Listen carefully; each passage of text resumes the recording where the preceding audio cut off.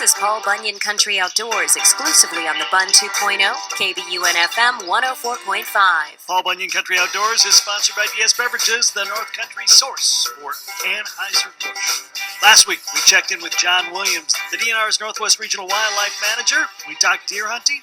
Today, we expand the topic to all the wild things. Well, let's expand the conversation a little bit. I mean, obviously, deer is huge here. It's deer hunting in Minnesota is a very, very, very, very popular thing. But there are so many animals and so many seasons of hunting and trapping. And I've got in front of me, which I haven't had a chance to really look at yet, the season summary from 2016. John, just give us an overall view of what we found. Well, let's just start and kind of do it chronologically. Sure. First season up is bear season. Bear season was pretty good this year. It was up almost 40% in the region for the take and everything like that, and that's largely influenced by the amount of acorns that we have. That was pretty good this year. Following bear season, we start into small game season with grouse and squirrel and rabbit, and just as that implies. Grouse was spotty.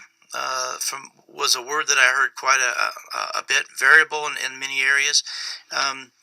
Baudette recorded perhaps some of the most significant interest in that. The average rainfall in Baudette is about 3.5 inches or something like that in June. And that's a very key month for grouse. And Baudette recorded in this past year 6.5 or something like that inches of rain. So what that does during that time frame, the chicks are young, and the mother hen can't brood them as well in the bad weather, and chicks get wet, and often they just simply die of exposure. So June is a very key month. We had a lot of rains in that, and of course rain is never consistent region-wide. It's spotty in places too, and kind of matches the description about how hunting was this year as well for grouse. Grouse is a very important species for that. A lot of people come to Minnesota from other states just to hunt grouse. So it's one of the things we try to manage well for.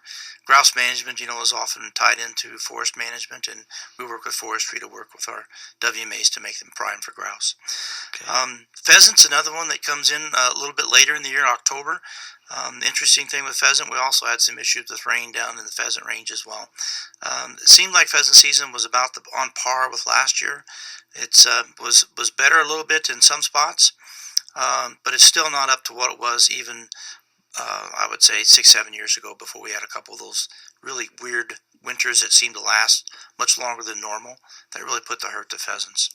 So pheasant season, I guess, was about the same.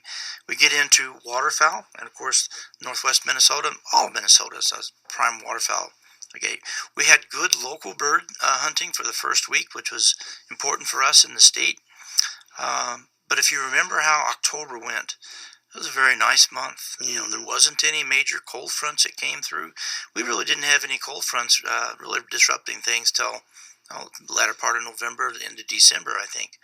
And so with that, as long as the north of us, Canada and such, stays nice and wet and unfrozen, ducks won't necessarily take the opportunity to migrate.